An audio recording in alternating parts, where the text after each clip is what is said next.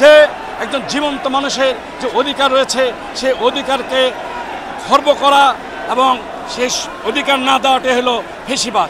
এই সরকার, এই আওয়ামী লীগ সরকার, এই খুনি হাসিনা সরকার বাংলাদেশের একদিকে যেমন গণতান্ত্রিক রাষ্ট্রীয় ব্যবস্থা ধূলিসাৎ করেছিল, বাংলার মানুষের বুকের বাসা কেড়ে নিয়েছিল, গুম খুন হারাম করেছিল, দলীয়করণ আত্মীকরণ করেছিল, এদেশের যে তলবাহিন জুড়ি ছিল শেখ হাসিনা সেই পন্থা অবলম্বন করেছিলেন।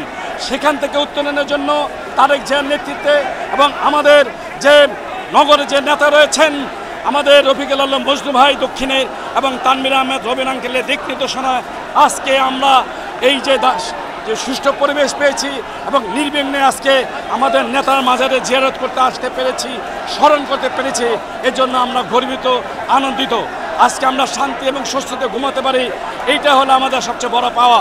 এখন আসন্ন যে সামনে নির্বাচন রয়েছে, এই নির্বাচনে আশা করি ইনশাল্লাহ যথাসময়ে ভোট অনুষ্ঠিত হবে এবং বাংলার মানুষের প্রত্যাশিত ভোট দেবে এবং বাংলাদেশ জাতীয়তাবাদী দল তথা বিএনপিকে রাষ্ট্রীয় ক্ষমতা আনবে এবং এই রাষ্ট্রের নায়ক হবেন আমাদের তারেক জিয়া। আমরা মনে করি আজকে এই নির্বাচনকে ভণ্ডুল করার জন্য আজকে কতিপয় দুই একটি দল খুব উঠে পড়ে লেগেছেন। তার মধ্যে হলো আমাদের জামাত শিবির এবং আমাদের এনসিপি।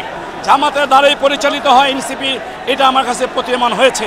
আজকে এনসিপিকে যদি কথা বলতে হয়, তারা আজকে আন্দোলনে নেমেছিল, তারা বৈষম্য বিরোধী যে তাদের কোটা বিরোধী আন্দোলন, কিন্তু তারা সেখান থেকে সরে এসে তারা দল গঠন করেছে এবং এই দলের পৃষ্ঠপোষকতা আমার কাছে মনে হয় জামাত শিবির দিয়ে যাচ্ছেন। সুতরাং এখানে আমাদের জাতির কাছে এই বিষয়টা প্রশ্নবিদ্ধ হয়ে দাঁড়িয়েছে।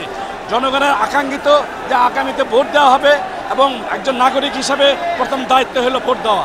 এই ভোটের মাধ্যমে ইনশাল্লাহ দীর্ঘদিনের প্রত্যাশা পূরণ হবে, বাংলাদেশে গণতান্ত্রিক পরিবেশ কায়েম হবে এবং বাংলাদেশ ইনশাল্লাহ আমাদের শহীদ প্রেসিডেন্ট জিয়াউর রহমানের যে গড়া দল বিএনপি আগামীতে ক্ষমতা আসবে এবং বিএনপির পতাকা তোলে আমি সকলকে আবদ্ধ হওয়ার জন্য, সমবেত হওয়ার জন্য আহ্বান করব।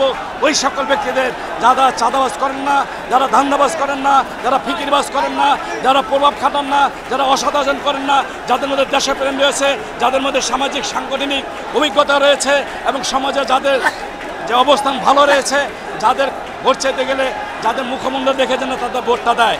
কারণ একটা ব্যক্তির আমল নামার উপরে ভোট ওঠায় এবং নিচে নামে। সুতরাং আমরা মনে করি আজকে বিএনপি সে উদ্যোগ গ্রহণ করেছে, 31 দফা ঘোষণা করা হয়েছে, 31 দফার আলোকে রাষ্ট্র পরিচালনা সমস্ত মূল মন্ত্র সেখানে লিপিবদ্ধ রয়েছে। আমরা আশা করি